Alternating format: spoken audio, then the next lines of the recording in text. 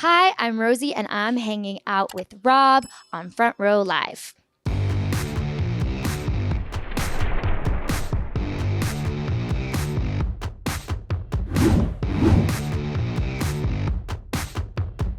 What's up, guys? Rob here from Live Entertainment. I'm hanging out here at the Troubadour with Rosie, and I'm so excited. You know, every time I've sat here for like those first kind of like headline tours, headline shows, that artist ends up blowing up. Like Louis Capaldi being one of them, Lainey being another, the 1975 being another. And now I'm here with you. And it's so exciting because this tour seems to have been incredible throughout. Tell me a little bit about that experience over this like first 2 weeks of this month. Absolutely. So, we are currently on the Healing Tour, which is my first ever headline tour. And the entire intention behind this 11-date tour has just been to find ways of making people feel better and through music, which is my favorite way. And seeing that happen in real time and seeing everybody's face and just feeling like I'm bringing people together and knowing that hopefully I'm doing some good in the world, it really has been the best experience of my life and really healing, to say the least. Now, the fact that you're coming into this, like technically being the healer, like prepping for this tour must have been exhausting. Let alone each show must be draining for you as well. How do you prep for something like this, and how has like every run been so far? Yeah, I think first and foremost, I really believe that in order to hopefully help others, you have to help yourself. Absolutely. And so a lot of the prep on my end for tour is psychological, and there's a lot of therapy involved, a lot of meditating involved, a lot of journaling, manifesting, just really taking time to myself, because I really do believe it that I can't do my best to help others if I'm not doing my best to help myself. And so I go into self-care mode pre-tour, and then once I'm on tour, I feel like I get helped and healed so much more than I could possibly heal anyone else by my incredible fans and by the people that show up. Like it's such a give and take relationship. And I feel so fortunate that I do have fans that help me so much and help me heal. So a lot of the prep is just staying within myself and really I become a hermit. Like I stay very much in Rosie, because I know that once tour happens, it's just like a whirlwind of interaction. And I'm an introvert. I'm an introvert. I would never have thought I know, that. Like, everyone always says that. They're like, I would never know. I'm like, trust me. Trust me. How many nights do I spend in bed not going out? 362 of the 365. you know what? I'm there with you. My best friends call me an introverted extrovert. That's because when this camera is rolling, I'm a completely different person. But when this camera is not rolling, same thing. It's like I just want to be home. I want to be in bed. I don't really like to hang out. Yeah, and I'd like to think I can't have one without the other. Like I wouldn't be an artist who gets to interact with all these incredible people if I couldn't also be Rosie the introvert who spends nights in and relaxes. They go very much hand in hand. So being this way must be kind of scary when you're in the studio meeting new producers, meeting new songwriters. Like, what is that chemistry like, especially with Afterhrs? How did that kind of come about between the three of you? And was it a natural progression, a natural process for you in the beginning, or do you feel like you had to kind of like get to know each other before you started to feel comfortable? Mm-hmm. Well, shout out Ian and Andrew, Afterhrs. For some context, Ian and Andrew are a producer duo, Afterhrs, and they produce Potential and Someone You Once Had, which are just two of my absolute favorite songs on my upcoming EP. And they have a really special place in my heart because when I first met them, I was really going through it. Like I met them the day after going through a breakup. And from day one, they never let me settle. Like they never let me like give up on an idea. We were so in sync. They were the ones who brought up this idea of coming at this breakup from the perspective of knowing my worth and seeing my worth and saying like, I'm just going to be someone you once had, and I know who I am, and you lost this. And that really shaped a big part of the EP, because now I knew it was about finding myself and finding my self-love again and healing my relationship with love and relationships, loss, etc. So they are a huge part of that. And it doesn't, I think it usually goes pretty well when I meet producers, and I think what you give is what you get. So if you go into it giving kindness and giving 100% hard work and being present, you usually get it back. And I've had that most of the time, but with them, it was just like I came in really weak, feeling really weak, and I was really sad, and they just like picked me up and they just like made it happen. And I was like, wow, like those are real supporters and real collaborators. That's cool. And that, I mean, it's scary. Like I know a lot of artists will write stuff months, years after that situation or those situations kind of happen, and you went right into it. Is that how you normally write your music, or was this like a first time experience for you to like actually be living in the moment as you're writing the song or the I songs? I actually think I mostly write in the moment. It's when I get the best materials, when I'm writing it like exactly when it happens, and it's so hard. But I really do believe like the only way out is through. And like songwriting is my through. You know, it's my way of like digging in and feeling it and then hopefully finding my way out, you know. Have you tried to write with like months or a year like later after a situation has happened? Do you see a difference in that?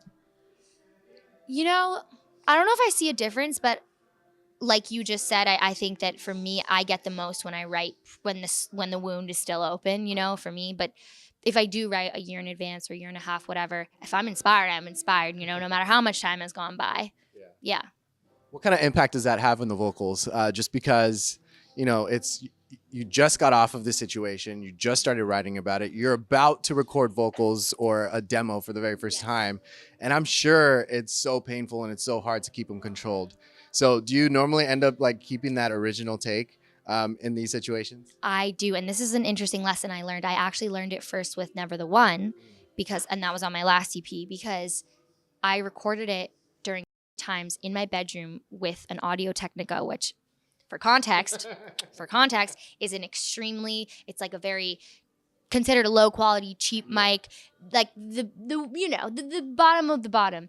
And when I went in to record the final vocals 2 or 3 months later, Ryan Marone, who produced it, was like, no, just trust me.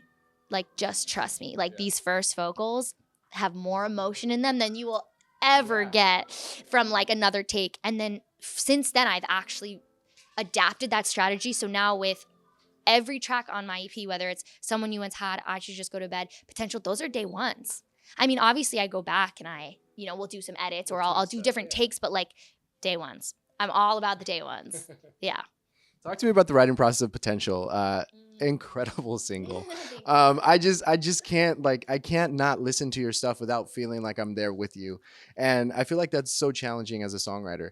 You bring us into this kind of story, this experience. So the writing process for Potential, like what really kickstarted for you? Like not necessarily like situation wise, but like, was it a lyric, a melody that you had in mind? And what was that initial process like? You're not going to believe this, but it was my therapist. I was in a therapy session and I was asking, her name's Patricia. I was like, Patricia, why can't I make these relationships work? Like, why am I always let down? And she said, Rosie, I think your problem is that you don't fall for people. You fall for their potential. You fall for the idea of someone of who they could be. And I was like, I was literally like, Patricia, stop. I'm writing this down. And that was when it came to me. And that was in like November of last year. Yeah, it was a really long time ago. So she was the first inspiration for that. Shout out therapists all around the world. And it really did come from that. It came from that feeling of realizing that I do this all the time. I do this all the time. And that was a big part of my healing journey too, is recognizing like, when do I really genuinely love someone or care for someone platonically, romantically, etc.? And when do I just fall for who they maybe could be? Because that's on me. That's me doing something wrong because I'm projecting some type of idea of someone who isn't even who they are, maybe never will be. So learning that was a big healing experience for sure. It's crazy how like ideas, song titles, lyrics, melodies, whatever, like come out of nowhere, like when you least expect it. And it's cool to be able to be open to like receive it. I know it's not something that all artists can say, like they're open to receive things when they come. Like for you, how did you kind of learn to understand these moments where things were coming at you, music was coming at you, lyrics were coming at you? Well, it's interesting because what I call it the songwriting brain. And it used to be that my songwriting brain would turn on and off. So when I was going for a walk or doing something that was unrelated to music, that part of my brain just kind of was shut off. But as songwriting and being an artist took up more and more of my life, I realized that brain kind of never shuts off anymore. And it's the biggest blessing because I have gotten so much inspiration from my dreams. Like even when I'm asleep, I get crazy song concepts. When I'm watching Gilmore Girls, when I'm watching The Office, when I'm having a conversation with Mateo, my brother manager, about something so unrelated to music, like that brain never turns off. And to me, that's the trick in finding inspiration everywhere is that songwriting brain stays on. There's no control over it. You know, it's like breathing. It's like you can't help it. I think like anything else, if you do it enough, it becomes muscle memory. That's awesome, but it's also kind of scary when you like don't know when it's gonna hit. I remember a few years ago, I interviewed an artist, Maud Latour. I don't know if you're familiar with her. She's incredible, and we were talking about the writing process of a particular song, and it was like a breakup song, and she was all like, literally, we were in the middle of the breakup, and then I was like, Wait, hold that thought, wait, yeah, I gotta write this down, and I was like, that's insane. Sometimes I find myself, I was talking, I was having a conversation with someone recently, and he was like, Rosie, like, are you paying attention? I was like, I'm so sorry, I was just writing an entire song in my head about you. And he was like, what? Okay. I was like, I'm sorry. Like, can you please say that again? Because like, I just. That's hilarious. Yeah. That's hilarious. So with this process, like obviously, you know, After Hours are now basically you guys are the same kind of brain when you guys get together. So how do you guys challenge each other every time you guys get into the studio together? And like, how do you feel that they allowed you to or pushed you to step out of your comfort zone, especially vocally on this new material? Well, I think one of my biggest traits and just one of my biggest gifts and struggles is that I'm really, really patient with melodies, patient with lyrics. I can be in 3 hours of silence, just focusing on one line of a verse. Like I go hard. I go really, really hard. And meeting Ian and Andrew was really one of the first times, not the only time, but one of the few where they were equally as patient with me. Yeah. And one of the many ways in which they help me is that they will tell me, you know, hey, let's go to another section. And like, or hey, instead of like fixating on this for 3 hours, like let's fixate for an hour and then compromise and work on something else. And like they really, I am very stubborn when it comes to songwriting. Like I don't settle.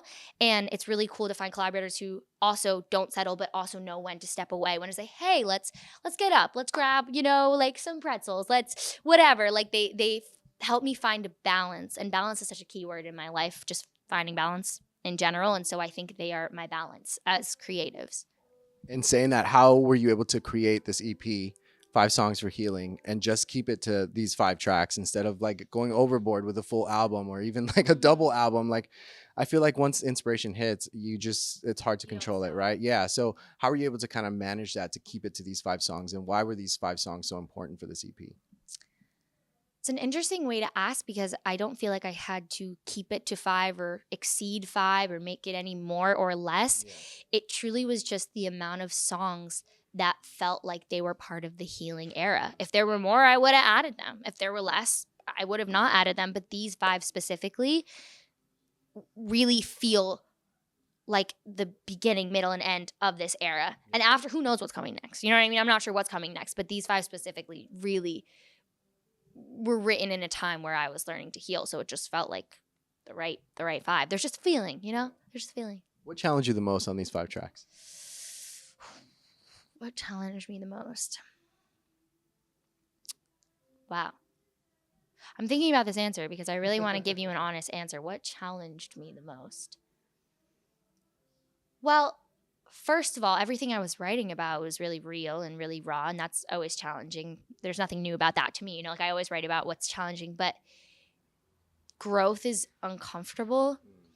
And so much of writing these songs was uncomfortable because I was growing, you know, because I was learning that I fall for people's potential, because I was learning that I need to have more self-confidence, because I was learning that sometimes I should just go to bed instead of making silly mistakes and decisions. So it was like the whole entire process of this EP was me growing, and growing is really difficult. So I think just the process of growing and healing while creating a project about growing and healing, it's easier said than done, you know, and I really tried to dive into it. Like I dove so hard. I feel like it's also scary because like as you're growing with your music, with you as a person, like the success with like TikTok, social media, for example, like it's a different kind of audience, you know, and I feel like they kind of help you figure out the navigation that you want to do with your music. So what kind of impact would you say that this audience kind of had on your writing process, right at the same time as you're evolving as a songwriter, as a performer?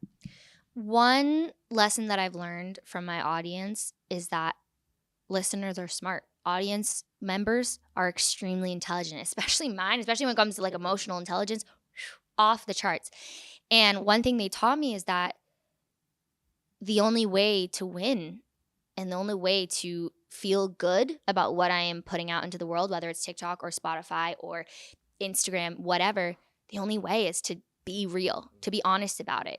I can fake it, but they'll know. I have really smart supporters and I have really smart audience. And so they really taught me like, hey, we're gonna support you, but like we would support you being you, Rosie being Rosie. Like that's who we support. And they've been so incredible as I've figured that out. But that's a huge lesson I've learned from them. Always don't underestimate the intelligence of your audience. Yeah. Now, to close us off with this upcoming EP, drops on Friday next week, which I'm super excited about. With these 5 tracks, which one would you say was the biggest challenge as far as like the writing? Just because you are being so personal and vulnerable. So would you say that one certain song or lyric in a song, you kind of like tried to figure out if it was worth releasing or if you wanted to just hold it to yourself? Well, Potential was written 3 times separately, completely different songs. So the first time was, and I wish I had my phone with me, I'd show you this, but the first time was just me and my piano. And I had this idea of, falling for the idea of someone. And then I went to LA, came out here, and I wrote it again. And this one was a little bit more like upbeat, a little more fun.